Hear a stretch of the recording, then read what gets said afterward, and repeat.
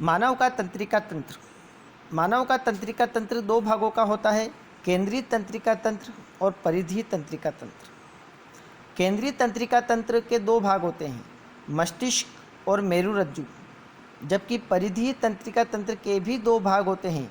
एक कपाल तंत्रिका है जो मस्तिष्क से निकलती है और दूसरी मेरु तंत्रिका है जो मेरुरज्जु से निकलती है। अब हम पढ़ते हैं केंद्रीय तंत्रिका तंत्र में मनुष्य के मस्तिष्क के बारे में। मनुष्य का मस्तिष्क सभी क्रियाओं के समन्वय का केंद्र बिंदु होता है। इसके तीन मुख्य भाग होते हैं, अग्र मस्तिष्क, मध्य मस्तिष्क और पश्च मस्तिष्क। अग्र मस्तिष्क यह मस्तिष्क का सबसे जटिल और विशिष्ट भाग होता है।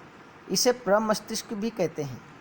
इसका मुख्य कार्य सोचना, ऐच्छिक कार्यों को नियंत्रण करना और पेशी कार्य जो भी करते हैं जैसे दौड़ना, चलना, सूचनाओं को याद रखना, मस्तिष्क का मुख्य सोचने वाला भाग होता है।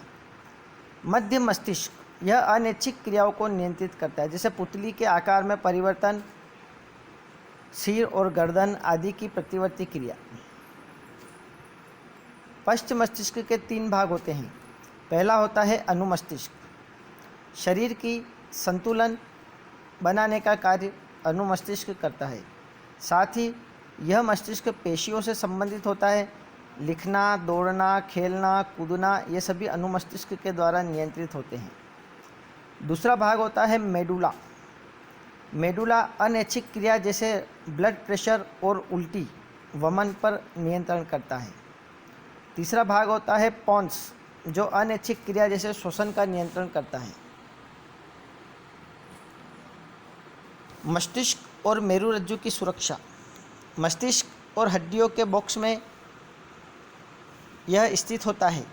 बॉक्स के अंदर तरल पूरित गुब्बारे में मस्तिष्क होता है जो प्रघात अवशोषक का कार्य करता है।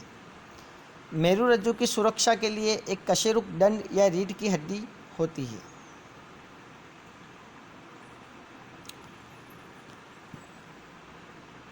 रासायनिक संचरण। विद्युत संचरण की सीमाओं को दूर करने के लिए रासायनिक संचरण का उपयोग शुरू हुआ। पौधों में वृद्धि का गति पर निर्भर होना और वृद्धि पर ही निर्भर का गति होना, यह पौधों में समन्वय होता है। जैसे छुई मुई के पौधे की पत्तियों का सिकुड़ना।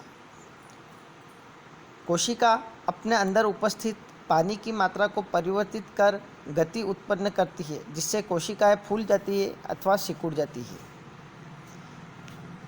प्रतान।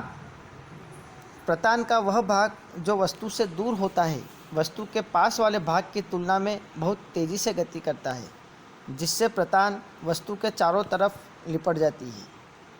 ये सभी वृद्धि के कारण होने वाली गतियाँ होती है। प्रकाशानुवर्तन, प्रकाश की तरफ होने वाली गति। गुरुत्वानुवर्तन, पृथ्वी की तरफ या दूर होने वाली गति।